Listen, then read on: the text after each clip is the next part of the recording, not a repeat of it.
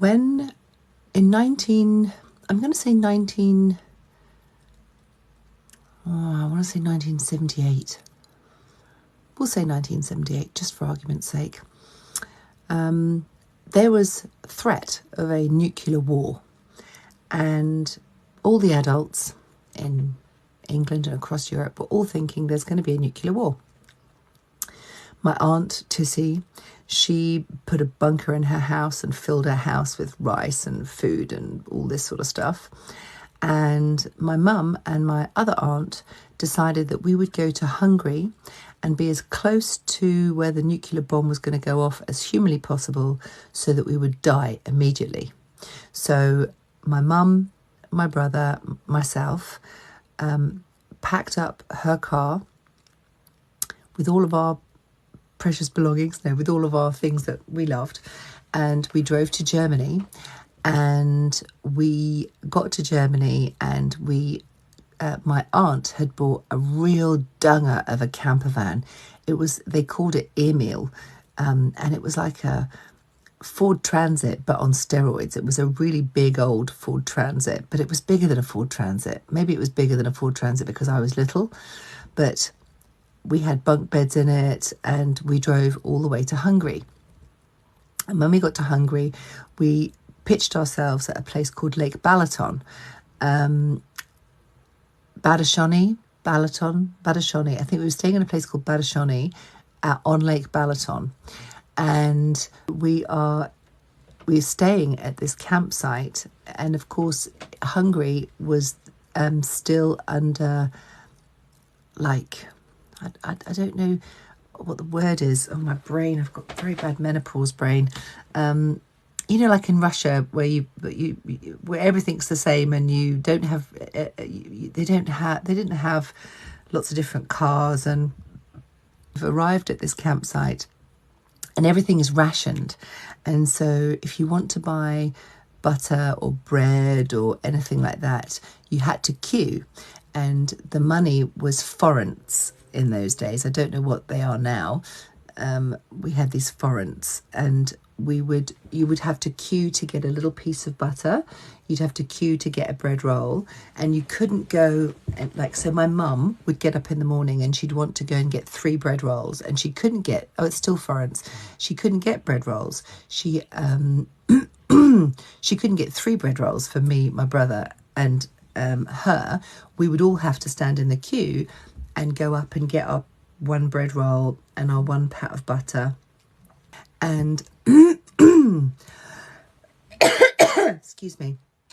Anyway, so we stayed at Lake Balaton for months. I mean, it would have been about 6 weeks or something, waiting for this nuclear bomb to go off so that we could all die. But we didn't know that we were there to do dying. We were just there on a holiday because my mum and my auntie didn't tell us, obviously, that that's why we'd gone there. I only found out like years and years later that that's what we were there for. Crazy. And I remember once there was this massive thunderstorm. I mean, raindrops like this big. I was about 7 or 8 years old, and it's absolutely pissing it down with rain. And there's these big, massive ass raindrops, and it's thundering and lightning. And my brother and I, we say, can we go and play in the lake? And my mum's like, yeah, sure, off you go. So my brother and I are in a lake in a thunderstorm, having the best fucking time. We're splashing around. The rain, as it comes down, it was splashing so much that it hit the water and would bounce back up. I mean, we were obviously we were in a lake, so we were soaking wet. I mean, I think about it now, like, what if we'd been struck by lightning? Obviously, Mum didn't care because we were going to die in a nuclear bomb. So yeah, we would play in the lake every day. We'd swim every day. There was an ice cream man, and or an ice cream truck, and you'd have to. It was like a Mr. Whippy ice cream, and the colours, because you see, you thought that they were flavoured ice creams, but they weren't actually flavoured at all. They were brown, pink and white, and you would wait for a different flavour, thinking that this time it was chocolate, or this time it was strawberry, or this time it was vanilla. But it was basically just white Mr. Whippy stuff. I don't think it had a flavour. And then they would put food colouring in it. And you'd queue up with your little forant and go and get your little ice cream. And we basically lived in Hungary. We went to Sopron or Sopron. I don't know how to pronounce that. I don't think we went to Budapest. You'd have thought we should have gone to Budapest. I honestly can't really remember. I was so little. And I met this gorgeous boy. Oh my God. So there was this boy called Torsten Reineck. I've never forgotten that man's name. He was 100% gay, but I had no idea that he was gay. Now I look back at the photos and think, yeah, dude was definitely gay. But at the time I was just like, I'm in love with Torsten Reineck. I'm going to marry him one day. He would have been about 16 and I was about 8. And oh, he was so dreamy. He was so good looking. He just looked like, what's that kid from High School Musical?